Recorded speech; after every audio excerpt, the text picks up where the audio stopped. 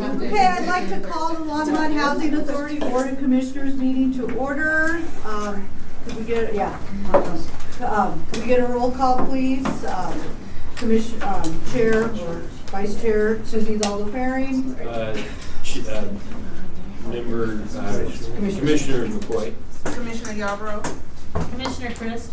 Commissioner Rodriguez. Quincy Williams, Longmont Housing Authority Regional Property Manager.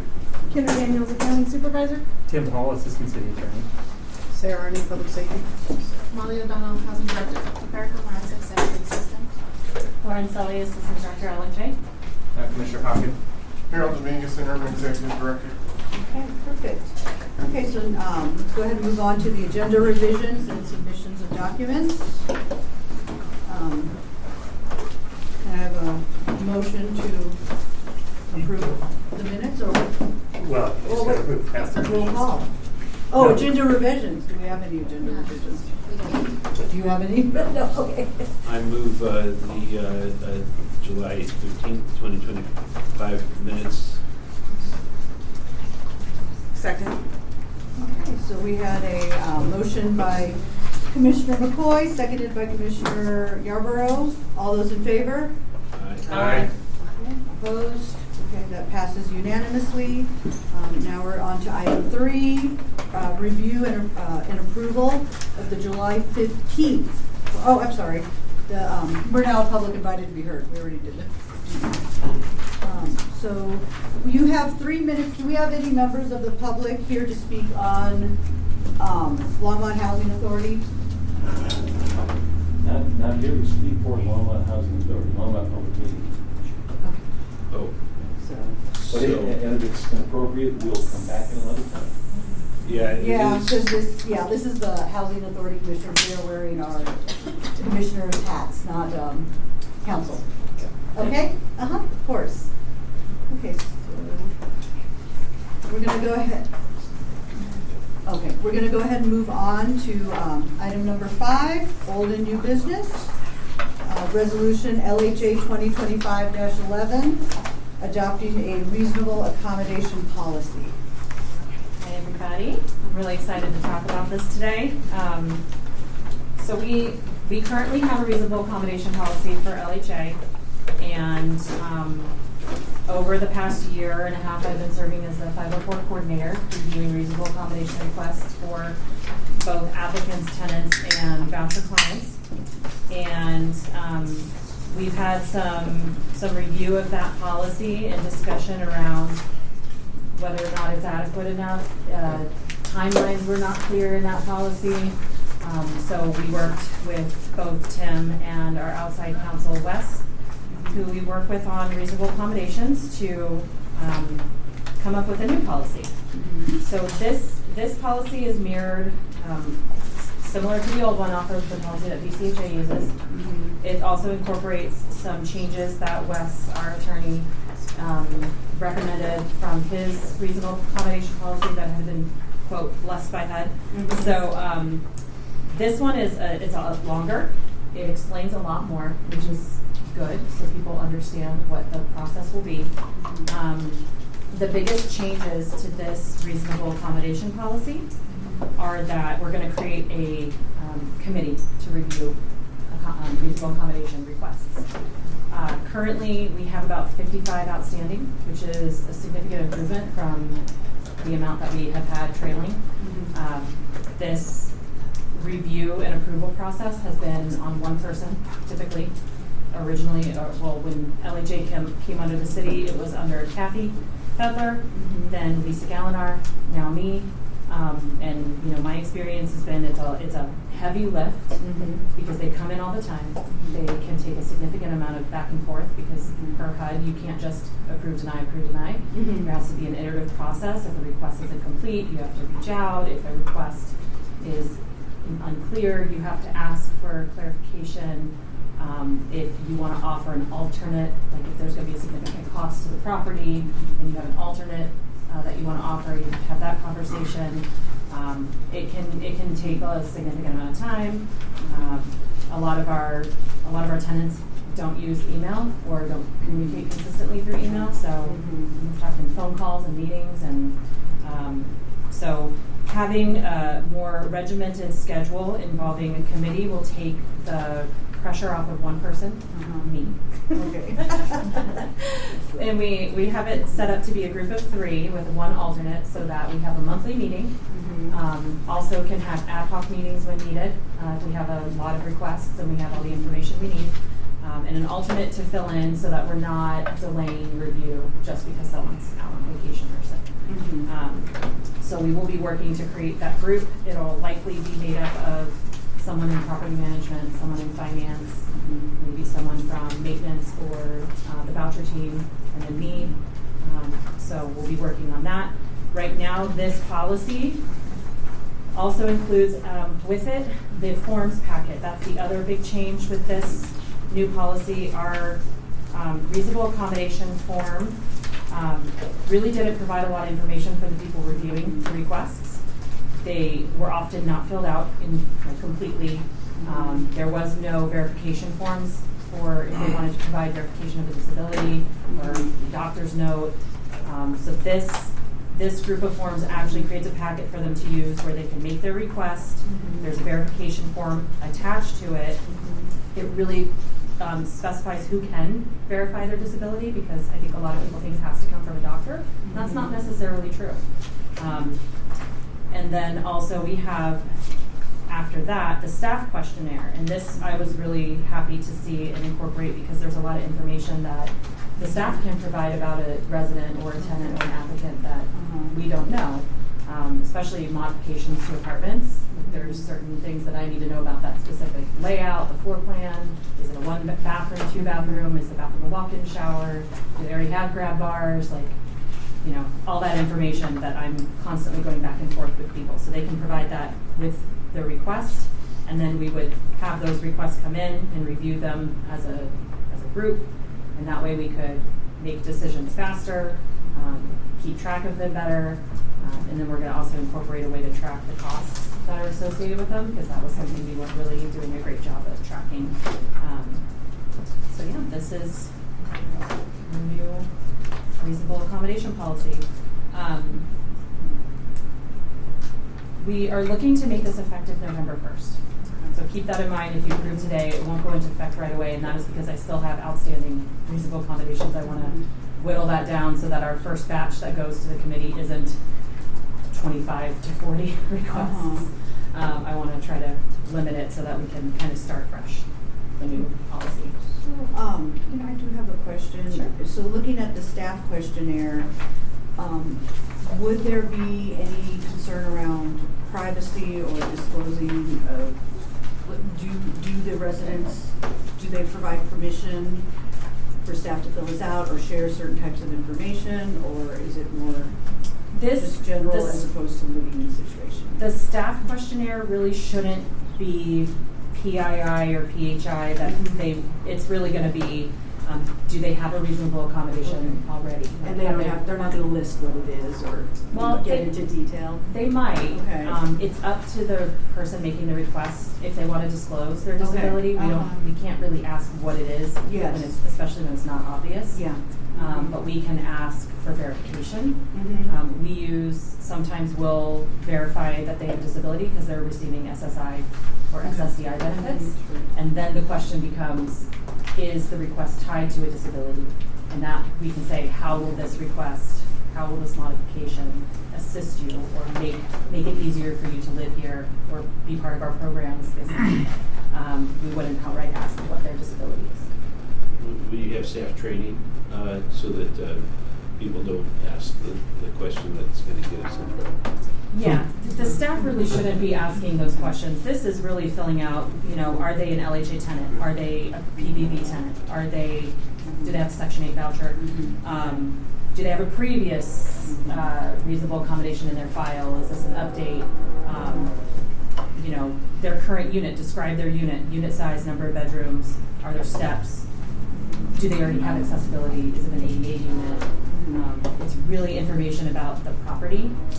That being said, I have had staff make reasonable accommodations on behalf of residents who have said, I've really seen this tenant struggle, and I think that they could benefit from a parking space closer, and I'd ask them if they would like that. When it's obvious, it's easier to help them do that, because what you will see when you look at what counts as a disability, it is someone could have a verified disability. They could be a person regarded as having a disability. They might not even have the disability, but if they're regarded as having a disability, that counts. That counts, okay. A family member, a friend could make the request on their behalf. It doesn't have to be a doctor. Nice. So part of why the forums are important, so some of you all were part of the council when we stepped into this role. The reality was there was, I think we could say, a pervasive history within the housing authority of not processing reasonable accommodation requests appropriately.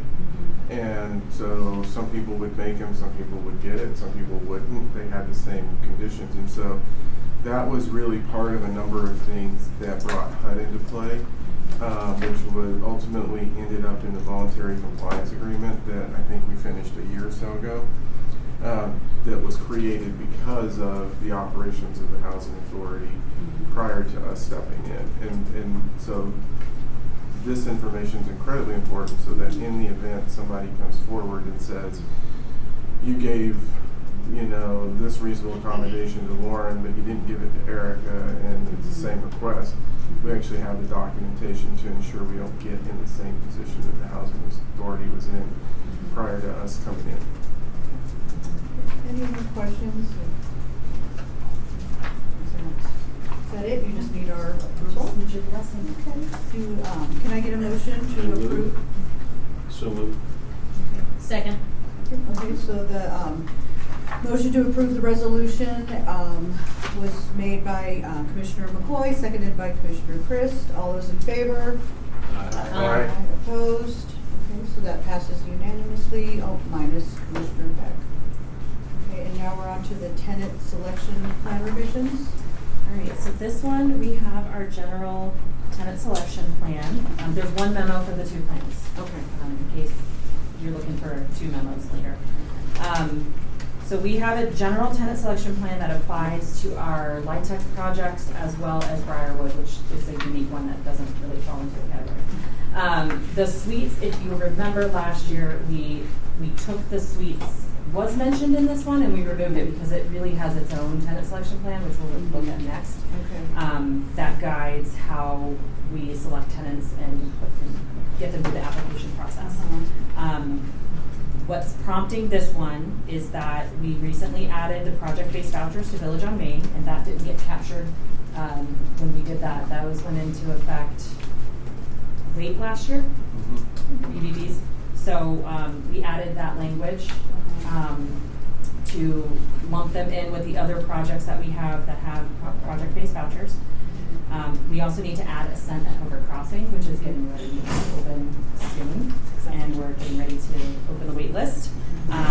Wanted to add them into this as well as part of our due diligence with the state.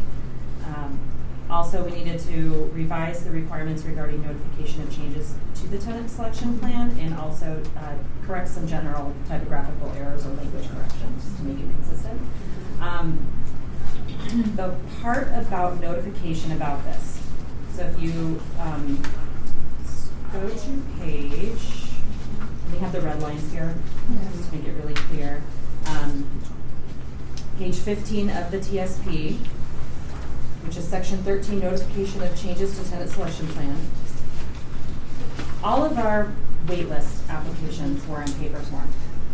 And so under this section, before we revised it, anytime we made a change to this TSP, we would have to mail everybody a letter notifying, everyone who has an application notifying them that a change has been made, because it may affect whether or not they can live in a unit.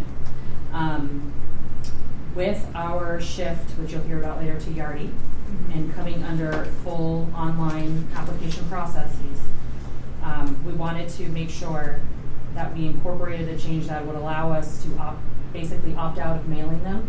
Because once we are fully in Yardi and accepting all the wait lists applications in Yardi, we'll have email addresses for everyone. So then we can notify them by email, which will reduce costs and time for our admin staff. We're also going to post a notice at all the properties, notifying tenants that there's been a change to this. Even though they're already tenants, if they wanted to move to a different LHA property or add someone to their lease, to their household, they would need to know that the tenant selection plan might have changed and they'd want to look at it. So we'll also be posting it online and then keeping it at the main office, and property managers also have a copy that they can review. So those are the changes around the notice. And this one's for the general tenant plan. And do you want us to approve this one first and then we go on to the suites one? Yes. or- Okay, that works. So, can I have a motion to approve resolution LHA 2025-12? So moved. Can I get a second? Second. So the motion to pass the resolution LHA 2025-12 was moved by Commissioner McCoy, seconded by Commissioner Yarborough. All those in favor? Aye. Aye, opposed? Okay, that passes unanimously minus Commissioner Peck. Now on to the suites plan. So next we have the suites. There's quite a few changes in this one. I'll run through them in the bullets and then we can talk more about them. Changing the entity name of Mental Health Partners, reflecting their merger with Clinica Family Health and Wellness, addressing language regarding program name changes, revising eligibility criteria preferences and rental history screening, revising the appeal process to reduce time and expedite, and also revising the requirements for notice similar to what we did with the general TSP. Obviously, we just changed a lot of the references to MHP to reflect the new entity, same group, just different name. But one of the conversations we had, I met with Barb from Clinica, Zach Schaffner from the state, and Heidi Groves from Homeless Solutions Boulder County. And we had a conversation around some of the language, given the current state of affairs. And so we really didn't want to keep housing first in there anymore because that is under scrutiny and it has been for a while. So it's housing and supports. And we also removed harm reduction just because of the language. It's contentious. So that was a request by both Heidi and the state. The next change that we made was to eligibility criteria. Sorry, quick question on that. Is housing and supports like a term in the industry? Or are we just branding our own thing? So kind of. It's functionally the same as Housing First. It's an attempt to clarify that these supports are critically, it's housing and support. You cannot do Housing First and then forget the supports part. Yeah.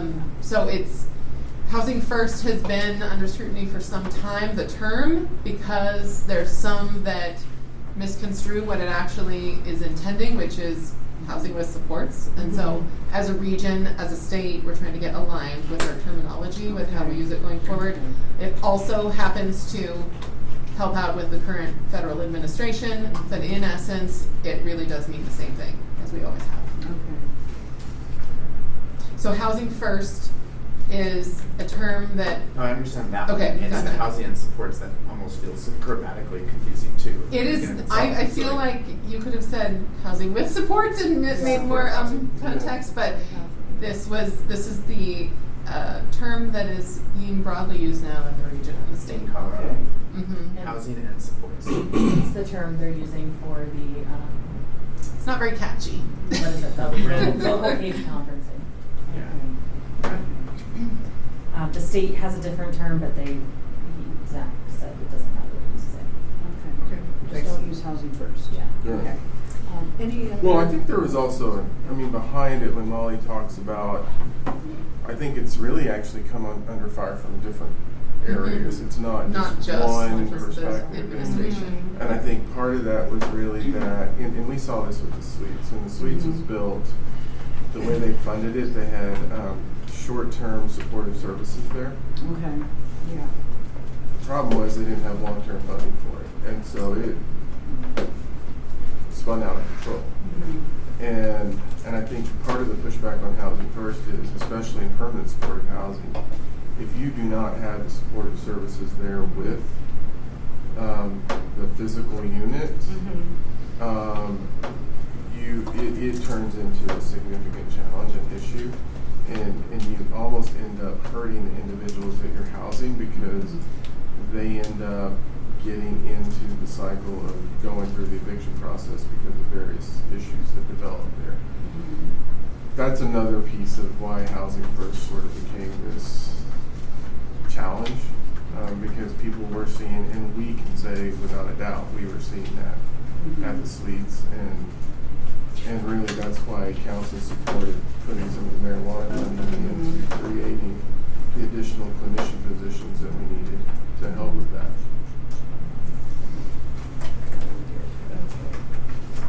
Is there anything else? The next change would be under the eligibility criteria in section 3.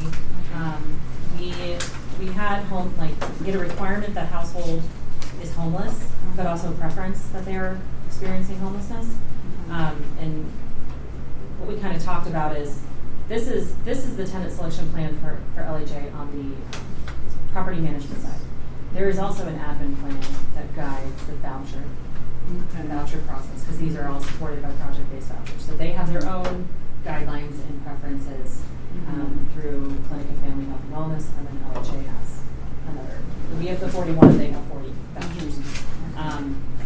So depending on where they're coming from and how they're meeting that criteria, they may meet multiple criteria. And so we opted to change this to that they have to meet 2 of the preferences instead of just being homeless, because it is actually possible to get into the suites without necessarily being homeless. You could be a family who has a high utilization of services and is always at imminent risk of homelessness, and you have a disability. Then you would meet the criteria under the required eligibility criteria. We also had a request from DOH in our most recent home monitoring that we specifically call out the screening procedures statute and cite the rental history screening requirements. I asked if we needed to have the 7 years, and I did not get a response back in time from the state. I don't like putting numbers in with years, because if the statute changes, then we have to change this again. But we have it in there now. If we have to, we'll update it later. It's not a big deal. The other change that we added was, in this bullet point under rental history screening, that they may be denied if they owe money to any public housing authority, with the exception of if they've entered into and are in compliance with a repayment agreement, because we do see that from time to time, where people are actively repaying debts or money owed. And so we don't want them to think that they can't apply. We also changed the preferences to just clean up some language. Experiences with experiencing long-term or chronic homelessness really is already captured by experiences with homelessness or is at imminent risk of homeless, and then we define imminent risk based on the HUD definition. And this allows us to move people through who may be housed at the very moment that they're applying, but they know their housing is going to be gone in 3 weeks. And they will be homeless. So it doesn't prevent them from being on the wait list. Wait, why not? Because that's more than 14 days.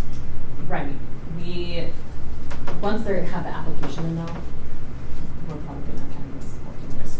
As long as they've applied within 14 days. Because we get a lot of calls from people who they've gotten a 30-day notice. Their landlord's selling their house, they're disabled, and they're about to be homeless. So previously they wouldn't follow through the eligibility. So now this does allow that? And then also the appeals process, it was 30 days to appeal. And we had not had an appeal since I started at the suites, and we had one recently. And after we went through that process, my team came together and I said there's really no reason why it should take this long. Yeah. And a unit should sit vacant and somebody should be unhoused for 30 days to go through an appeals process. Yeah. So we whittled it down to 5 business days from the date of denial to request a hearing in writing, 5 days to set it, and 3 days to give them the response after the hearing. So significant reduction in time, and everything is electronic. There's usually case managers working with them, so it moves pretty quickly. And then the last part was notice of changes. For this one, we just said that for current suites tenants, notice of changes will be posted at the property and a copy will be available upon request. Just for the same reason, they might want to add someone to their household. They need to know what changes may have occurred since they moved in. Are there any questions? Very thorough. Yeah, that was good. Okay, can I have a motion to approve this resolution, 2025-13? So moved. Okay, so this resolution, LHA 2025-13, was moved by Commissioner Yarborough, seconded by Commissioner McCoy. All those in favor? Say aye. Opposed? Okay, that passes unanimously with Chair Peck absent. Now, we're on to the Hearthstone and Lodge RAD conversion. See, a RAD conversion. RAD That's good conversion. phrasing. I was like, I'll go ahead my and 80s sign is up. coming out now. Okay, so to provide a brief update on where we last left you with this project, we accepted a pre-development loan from the LHDC to get some due diligence going. We have since completed that due diligence process. What we really did was we engaged a financial consultant and a RAD conversion consultant, someone with specific experience doing this type of HUD deal. And then also did a bunch of research with housing authorities out there that have done RAD conversions. And what we really learned, well, going back to the main reason that we are interested in doing the RAD conversion, which is also the same as the exit from the HUD 202 program, where we've used that term in the past too, is to have a better control over our budgets and better choice with what kind of services we can provide at the property, and really have better control over cash flow and that type of thing. So that was the ultimate goal, is to make the properties more financially sustainable for the long term. So what we have found is there are some people that do convert out of the 202 program and don't do necessarily pair it with a true housing development deal. They might do some improvements and take on debt to do that. But what we have found is, no matter what, when you do a RAD conversion, the rents and the cash flow are never going to be significantly different than what we see today. We will have better control. There will be rent increases. They are set at certain rates, however. So it's not like we're going to get full freedom on how we can process the budget and set the rents. However, it'd still be greatly improved from what we have today. And so those housing authorities that chose to do a RAD conversion without pairing it with a large development deal, those rents, if they did that 20 years ago, those rents are still well below market, and they are spending more money to operate it than they are bringing in through the rent cash flow. It's kind of a drain, and they are stuck. There's nothing you can do to get out of that at that point. So it does improve our situation in terms of the original intent of what we were looking to do. It's not amazing though. It's possible, but not amazing. The other option is pairing it with a true LIHTC deal, where you are doing a large rehab in this case. You are going to get tax credits. You're doing a capital stack, getting funding sources, and the benefit of that is you're still in that same rent situation, but you have at least pulled off development fee and you could change certain elements of it that are more financially beneficial to LHA around the management. Plus, you'll have a fresh building to be a better asset for the next 20 years. So in analyzing these options, we think that because the end result is pretty similar in terms of the operations side, it probably makes more sense to pair it with a rehab, try and get tax credits and do the whole thing. And so then the next question is timeline, that are we ready to take on a 100-unit rehab right now?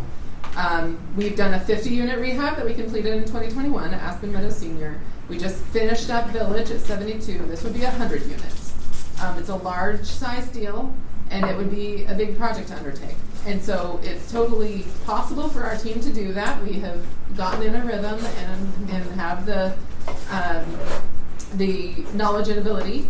it's about timing. So a project that size would require a fair amount of private activity bonds because it would not be a good candidate for competitive tax credits, but it could go for non-competitive if it paired it with bonds. One advantageous change with the big beautiful bill is that it's called the 50% test in terms of how you structure your bond financing and how much bond financing you need to obtain, moved from 50% of your development deal to 30%, which is good. That's a good thing. That means we would need net less private activity bonds to be able to get secure tax credits and do the whole thing. And so in terms of timing, we've been working on our next new build project and working on a couple of different angles to see what would shake out the best, how that pairs with other things. The target area is that transit district, South Main area, and pairing out the timeline of how that would work with what else might be cooking in that area.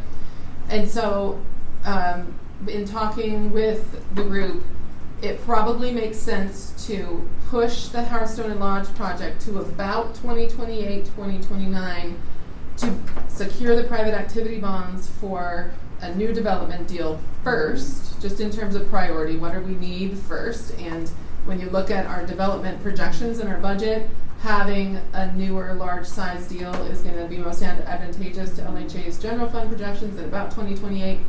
So it might make sense to do that, where we are thinking the first 2 years of, and this is all on the city's private activity bond side. So LHA would either need to go and compete for those, or something that we might bring as a conversation in a city council meeting is maybe we plan out more of a pipeline for the private activity bonds and have you all consider that to help plan out these developments more over time. So with the recommendation that staff has at this time is to plan for a RAD conversion with a true LIHTC deal probably about 2028. Thinking that we get through a new build first, or at least prioritize our funding resources to that first, and then slide in with the Hearthstone and Lodge project once we have that deal and it solidified. So that would be the recommendation to you all tonight. And of course, there's a couple of pieces of that that tie into the city side with the private activity bonds and such that we would bring at a later date. But that, I think, is the best timeline to get the most financial benefit out of the projects.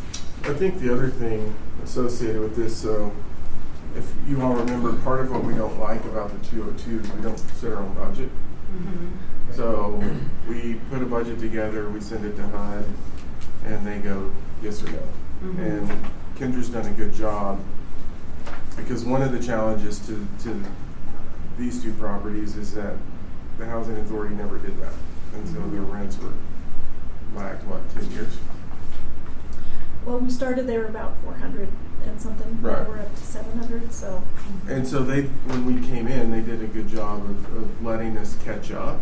And again, the tenants don't pay that. That's all coming from HUD. So they gave us some fairly significant increases. As we submitted the budget this year, part of what's associated with this is really the lack of a capital reserve within the Lodge and Hearthstone budget. So then we submitted all of these capital improvements that we need to put in place at those properties, of which HUD can then choose to, once again, give you funding for that or not giving you funding. While we're waiting, if we can hit some of the capital improvements, that number transfers with the process, correct? So typically, and what those that we talk to, you use the capital needs assessment that we did as part of our due diligence review, and those requests for reserve replacement to help fund those. You package that all up when you do your RAD conversion, and that helps you justify your rents and set them for your starting point for when you're out. So it's building that ultimate rental base up, utilizing the capital replacement fund through those, and we'll know in a month or so. Hope that would be No. nice. Never happens that fast, Harold. Usually we don't get approval until their contract is expired. That's So right. it's That's been right. like, they make you submit it 120 days prior to your contract renewal, and we've never received word from HUD until 2 or 3 months after that. So, That's right, because we estimate we estimate what we're giving to you, knowing that ultimately they said it, and it comes late. yeah. And so, doing this due diligence, getting our capital needs assessment done, it's helped us, even if we don't actually do the exit for 2 years, well, 2.5, it's August, it's practically 2 years, then we have set ourselves up, though, to make incremental improvements between now and then to help the rent setting, help the reserves as much as we can, and eventually start talking about our management fee as well. Is a RAD conversion kind of like utility municipalization? Like in concept, where you're basically you have to kind of buy out a certain amount of the infrastructure or program services here from another entity that's kind of overseen it. Is that a bad analogy? So what it is, Well, it's modifying your contract with HUD. You're still bound by certain rules, but HUD wants people to convert out of the 202s because it's less. They have to I see. staff a program So it's like too. an eventual goal of like, hey, you've grown up, you've now left the house. Yes, like Yeah. there are no new 202s coming about. They are just continually funding the existing 202s from the last several decades, and they do encourage people to exit the program. And basically, it's kind of like graduate out, but it's not necessarily an upgrade. Well, and they also, so right now, if HUD wanted to take it back, they could. Because Yeah. they have like a $6 million capital asset on the books. And what happens with the RAD program is they release the capital that's outlined. So they kind of release the capital that you owe to HUD and switch you over to a different program. Yeah, I guess it's kind of like you flip the coin over and it's the same coin, but it's a different process. That they're getting rid of some of the things that they can do. We're taking it with a different financial model that lets us reinvest. But it's not inherently you're buying it out. They're essentially I asked not because I thought it was inherently right, but because I wanted to pressure test. Like, is that the right comparison? Because effectively, it's They get to get their hands out of it a little bit, which they would like to do. Okay. I don't know if I would say it's like handing off the risk, but it's at least handing off something, a liability on there. But and it certainly offers more autonomy and flexibility to us. It sounds like. Yeah, I guess where your analogy would make sense. It's similar, but you're not buying the infrastructure from them or giving it to them. Yeah, I was completely right. Are there any other questions? I have one more question. Go for it. Yeah. Yeah. So the two options presented here are to either move forward with the RAD conversion immediately or to complete the RAD conversion and pair it with the LIHTC deal.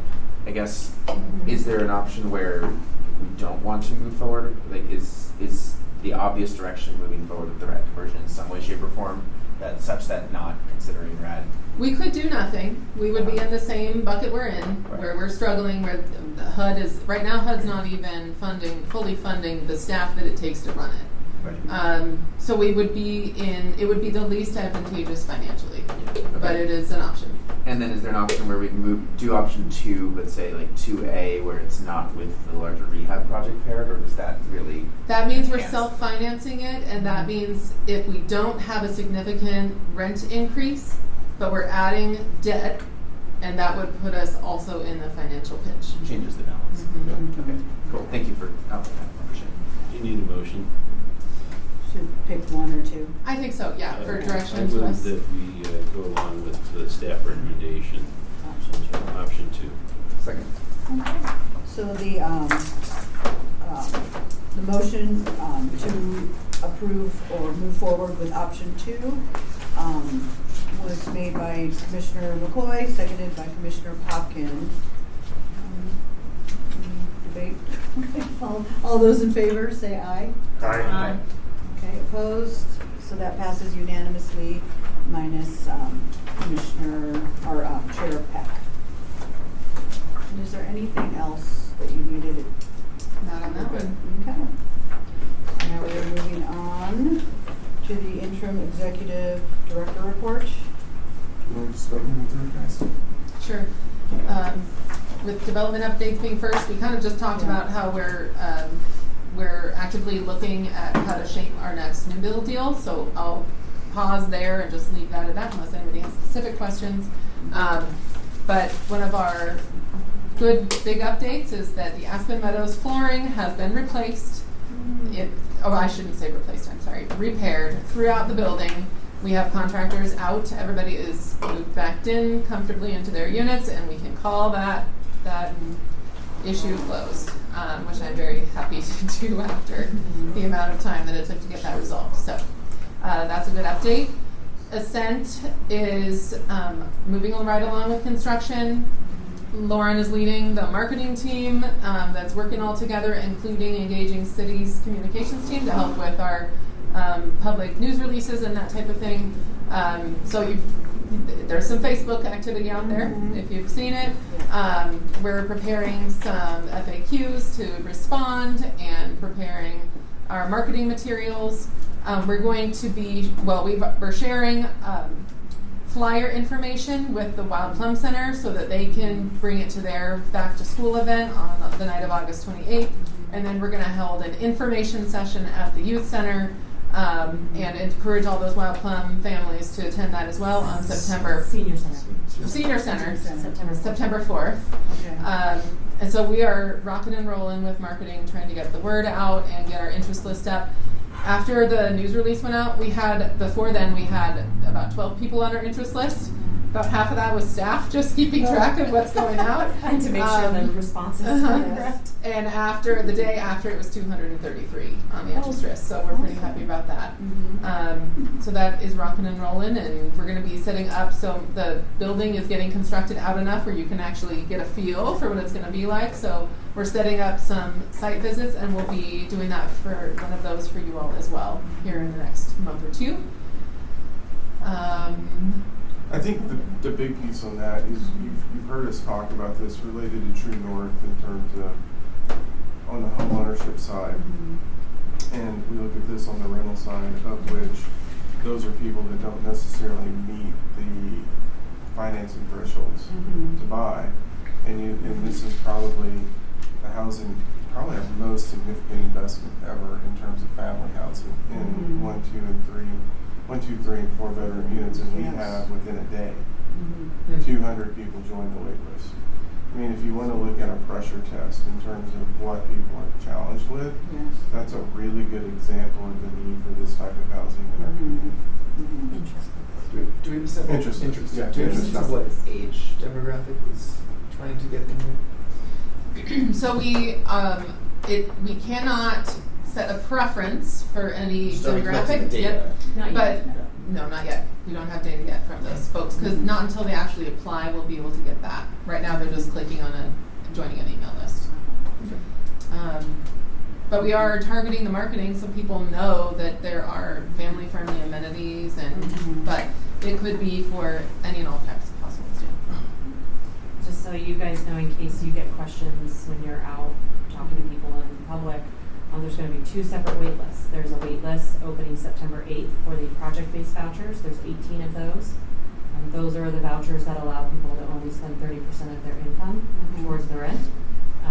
And then we already have an existing multifamily wait list, so we're just adding to that. It's first come, first serve. There are families already on that wait list because it is the one we utilize for Chrisman, PDVs, and the PDVs in Aspen Meadows neighborhood. So if they are interested, think they might qualify, we encourage people to apply on September 8th. That'll go live online. And then September 15th, the wait list for the LIHTC affordable units, so non-subsidized, just straight affordable units, will go live. And that wait list stays open like all of our other LIHTC wait lists. And that one was September 15th. Thank Do you you. mind just sending that in a quick email? Just so once that I picked it up. That's why I raised my hand up.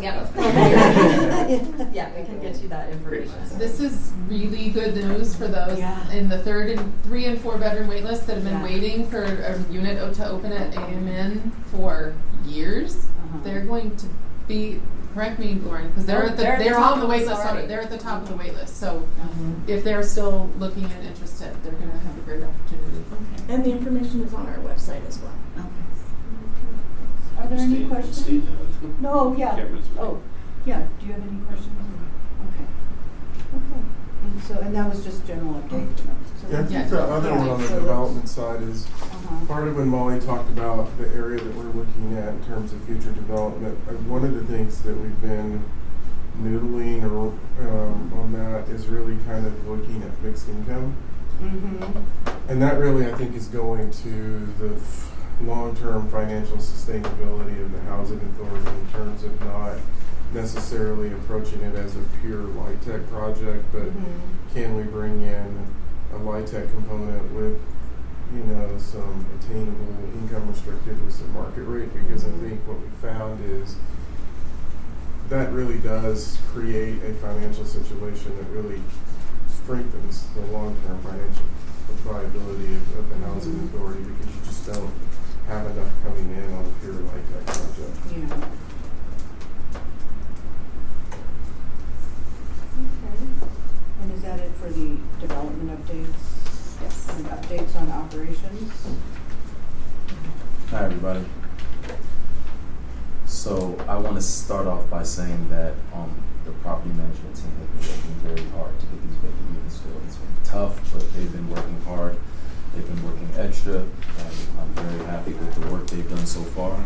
I'll start off at Aspen Meadows Senior. We have 7 vacants there. We have brought that 14, because they're all 50% units, so 50% right now sitting at 1412. We brought those down to 1250 with the blessing of Kendra and Lauren, and we're still trying to push those. We have had 4 showings since the 15th. Summer's working very hard over there. It's still pretty tough. 2 declined because of the price. We have 2 more showings happening on the 20th, and we have 1 application that brought a application fee to her today, which was nice. Aspen Meadows neighborhood is 100% full. Finally, we have no vacants there. That's very good. Very good there. Fall River, we have 4 vacants, 1 PBB unit, which they sent out an application yesterday. Aquila did, and the 3 units that we have left, we have 2 that have brought in application fees and they're being processed. The units aren't specific, but 311 and 403, those have been vacant the longest, so we're trying to get those filled. And then 1, both of those are shooting for moving on September 1st, so we should have those leased pretty soon. And then 1 of them, we're still working through the wait list for that. On Spring Creek, we have 2 vacants right now, and we are still working on those. They don't have anybody on those units at the moment. On the Hearthstone, we have 2 units. The Hearthstone and the Lodge are the easiest to fill because we have over 250 people on those waiting lists, so we can just go to the next person when somebody backs out, which John has been doing a good job of being consistent. The 2 units at the Hearthstone are Sorry, actually the damaged units. they're down units. I meant to say that. The 2 units at the Hearthstone are down. The 2 units at the Lodge, we're still calling applicants. The ladies who moved out of those units moved into 2 other units so we can get them housed at the property. So the building permits have been pulled. Patrick is working on those. We're at the city's mercy at that right now. So once we get those building permits, we can start the work with Rapid. And we'll be making a request for lost income on those 2 units that are down from the fire damage. Village on Main Street, we have 1 unit left. It is the one that is $16.95. So sometime this week or next week, I'll be getting Lauren and Kendra, and we're going to talk about maybe a price change on that one, because I feel like at this point that one is the hardest one to fill out of all of the units that we have. Briarwood, we actually just got the last application sent in today. We had a gentleman come through who was looking for something immediately. We don't have a wait list there. Sent him over to Jackie, so we're trying to get him in Friday, but we'll see how fast he wants to move. And then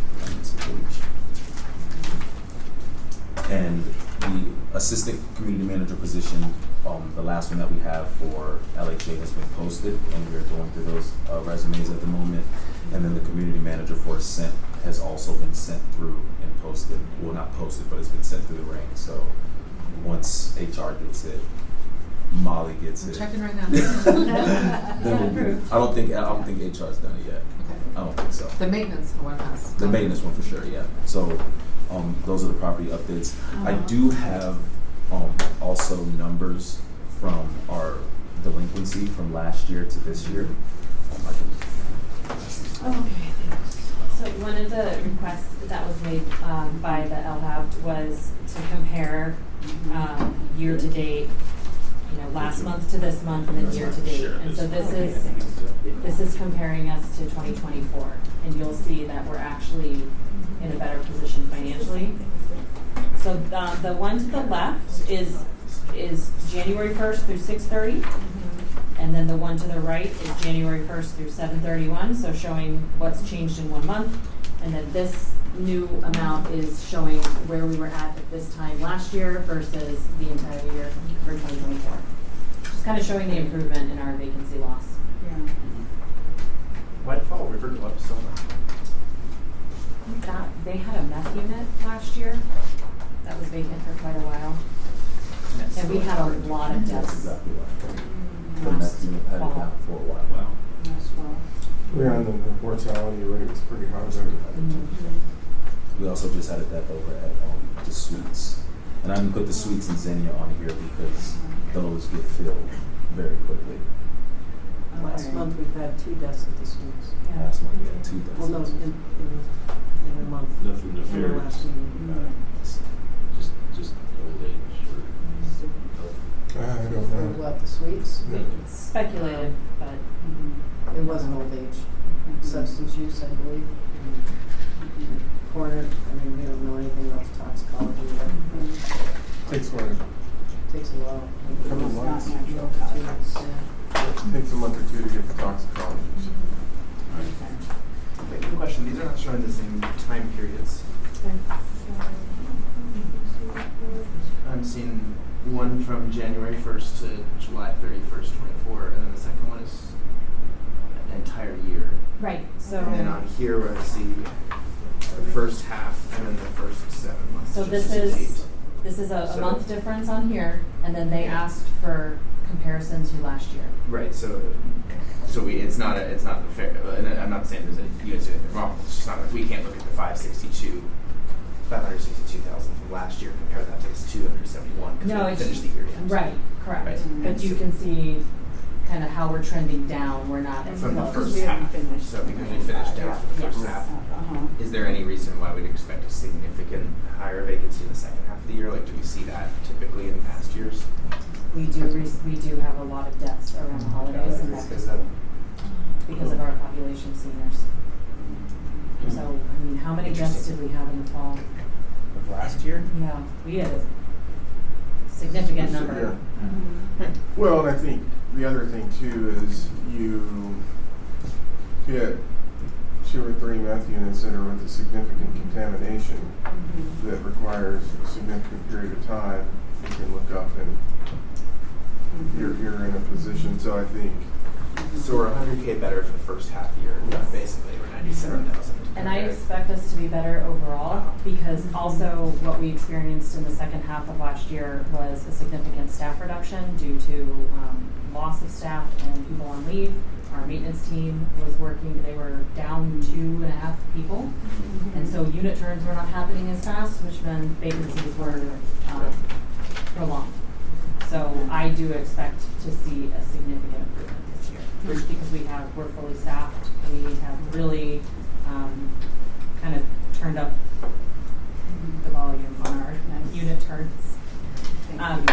The other, do you want to talk about this one? Are you ready for that one? That one's kind of new. Can I ask another question? Yeah. These, the budgets for each property are kept separate, correct? Yeah. I had 8 deaths between August of 2024 to December last year. The next report that you'll see, this one's new. Kendra's team provided this to us for just in time for the advisory board meeting. This is going to be part of some of their new reporting. These are their reasons cited for moving out. And so you'll see it's by property, and then we have a count of the different reasons. Criminal activity, that's people being out for criminal activity.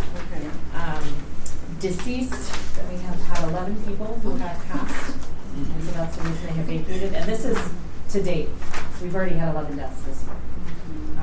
5 were evicted, 2 moved in with family, One moved out of state. 6, there was no reason cited. One needed more space, one out of business. I think that had to do with the village main re-syndication. Village police no longer existed. 2 reasonable accommodations, those are transfers, so those tie into the unit transfer number of 3. 12 relocated. 4 rent too high, and then we had a lot of transfers within the properties. Those typically are done extenuating circumstances or reasonable accommodation.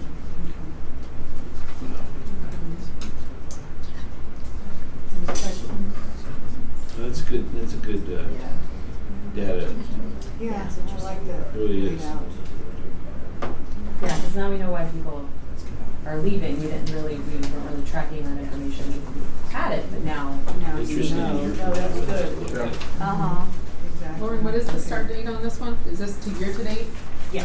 This is year-to-date, just 2025, and I just pulled 2024's data, and we only had 66, actually no, I have to take the header out, 65 vacants last year in total. So we're 10 away from meeting the whole year of last year. And a lot of those are deaths, and then people moving out for financial Too reasons. high. But we're doing better in terms of unit terms of Yes. financial Yeah. impact. Even though the vacancies are more frequent, financial impact is lower. And it's hard to say, I mean, when you look at rent too high of 4 and relocating at 12, what's behind relocating? And Yeah. it's typically those are very similar because it may not be the rent's the driver, it may just be cost of living generally is high here. Okay. And so I think those two flow with each other to a certain extent.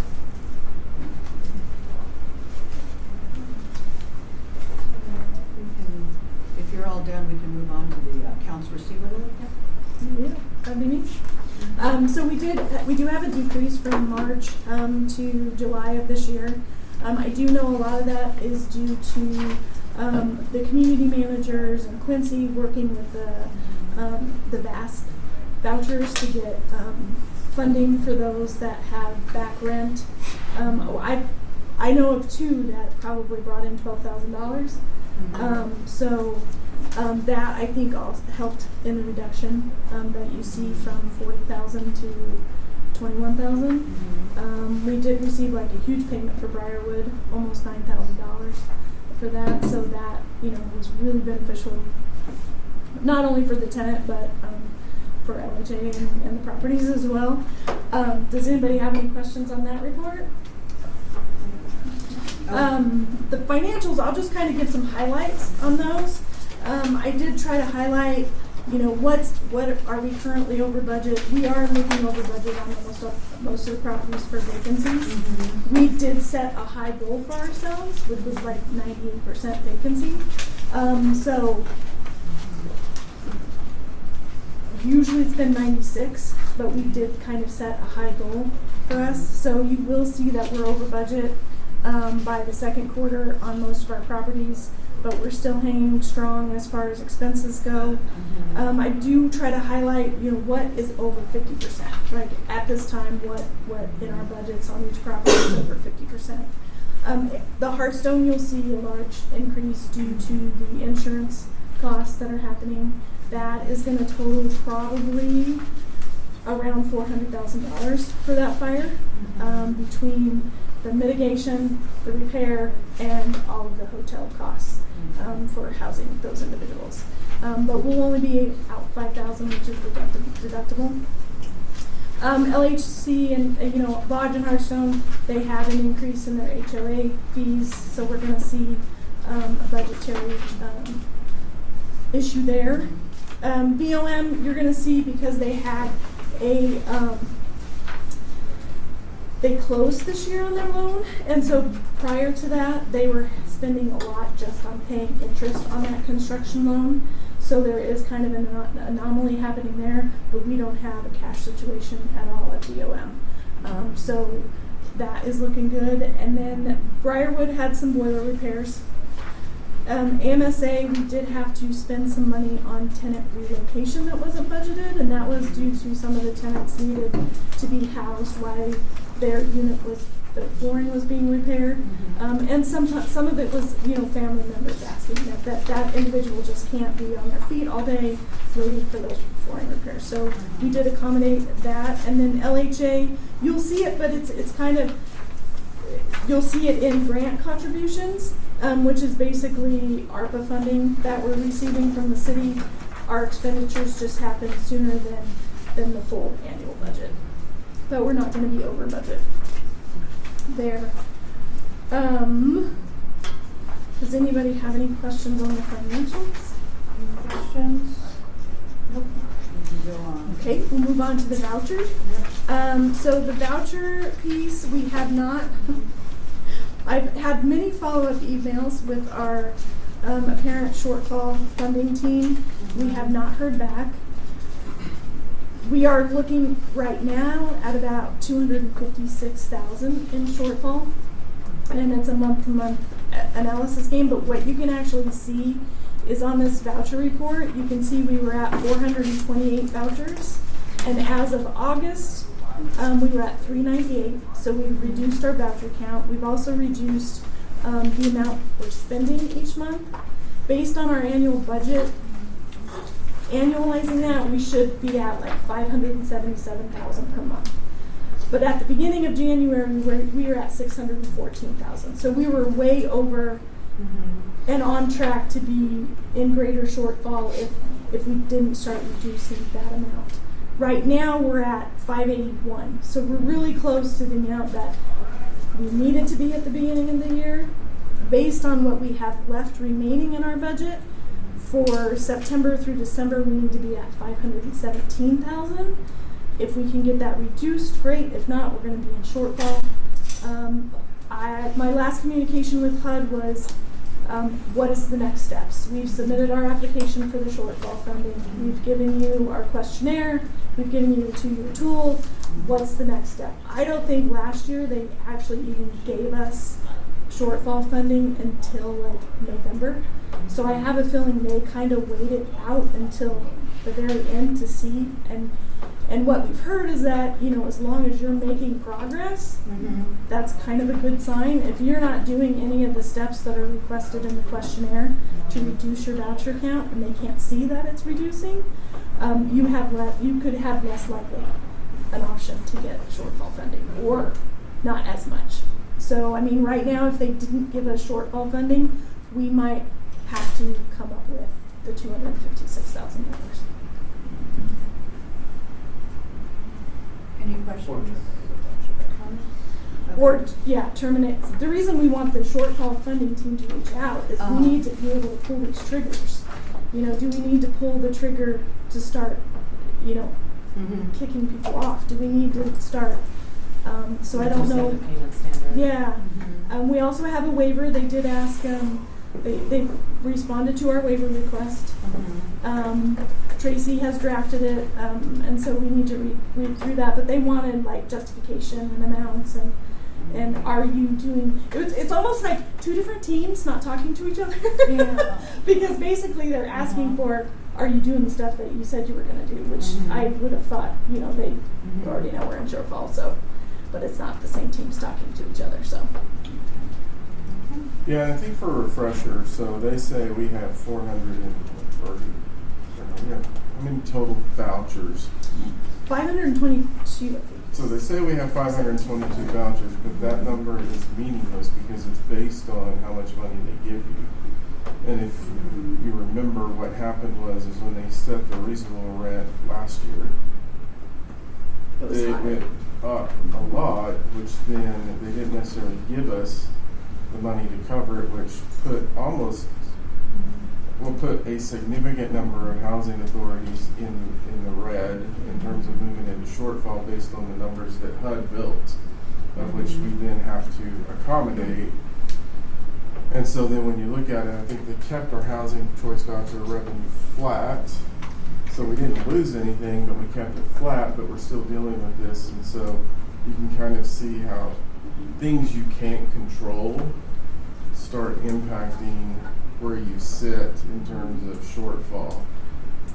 The downside is, to Kendra's point, we have to make progress. And one of the things about making progress is, at what point do we make this decision that we start terminating vouchers so that we can ensure that we're not in shortfall or following the steps that they want us to, which then creates a different problem because you have all these areas where you can't terminate the voucher, and then they say you terminate the oldest voucher holder first. So those that had the individual that has the voucher the longest is the first to get terminated when you go into that process. Except for those that can't be terminated. And So except for seniors those disabled, yeah. seniors, and Families. families. So then the reality is, can you even? Is it even there? So what they're doing is, as vouchers are opening up, we're just not revouchering, which is why you're seeing the number of vouchers we have continuing to go down, and that's how they're managing it. So it's a challenging process for them. Thank you. Let's go ahead and move on to public health and safety reports if you're all done. All right. Briarwood's cameras are up and running. Our last property is AMN, which next week, fingers crossed, all the equipment they were waiting for has come in. So we will be done talking about cameras very soon. It's been a long, long, What are we going to talk about? The only thing I'm sure we'll have to talk about is with Kendra's side. So Yep, might be coming down the pipeline. yeah. As far as calls for service in the last month, Lodge had 1, Hearthstone 1, AMSA had 0, AMN had 4, and AMN had 4. We had the trailer stolen, and Oh, yeah. I'm gonna bring the camera back in. So the cameras that are up on AMSA helped us. I was able to view the cameras, I viewed the whole incident, what happened, got out of his truck, basically took lock cutters, and then put the trailer on his Tahoe and drove off. Broad daylight. Broad daylight, like 5:30 in the afternoon. So those cameras really helped in the parking lot for this incident. We almost got the trailer back, but we did not. So it was on Facebook Marketplace. Oh, and God. we were able to safely, with some of my guidance, try to obtain the trailer, but they took the post down, so we did not get it back. We told them that our name was Dan Kuda, and they took the post down. So Well, we know who posted it, right? Oh yeah. We know who they are. So did we run that? we need to go down that rabbit trail with maybe one of the community service officers. Yeah. So, and then Bring my chocolate on this. Get it back. So this is the parks. Village on Main, we had 4 calls. 2 of them were trespassing from unhoused folks downtown. The Suites was our biggest. We had a lot of incidents this last month. 35 of them. 2 were deaths. 5 were core calls. We had 4 assaults. Some resident on resident. So those are issues that we're dealing with. And then the other thing, 6 animal complaints. So we're dealing with those as we speak. So. When you say animal, do you mean like wild animal or like like Emotional support animal. like domesticated animal? Yeah. In theory, an approved pet kind of situation. Correct. Okay. And Spring Creek, Fall River, Quietwood too. So I think the thing about the cameras that Sarah showed me some images is they're really helping us deal with the issues, and so like I've seen a few images of people using drugs on the property and things like that. So I think before we struggled with evidence, and especially when it's resident on resident, we're getting clarity on that. Unfortunately, it leads to an outcome that is not good, but we're dealing with You gotta make the place safe, otherwise people don't wanna be there. I presume with the cameras we are letting residents know that those Oh, yeah. exist, right? Oh, they are Oh, yeah. very aware. They were there through the whole install. They saw them go up. Just making sure. Yeah. They feel safer with the cameras there. They do. That's all I have. Any questions? Thank you. Actually, to that point, many of the residents in different places were mad at us because the cameras weren't coming fast enough. Oh, Well, that's a good sign that they're that on is a it. good Yeah. sign, yeah. Yes, that's true. Okay, so now we're on to commissioner comments. Any comments? No, okay. Can I have a Move motion? adjourn. Okay. Second, there we go, we have 2 seconds. So, motion to adjourn by Commissioner McCoy, seconded by Commissioner Popkin. All those in favor? Aye.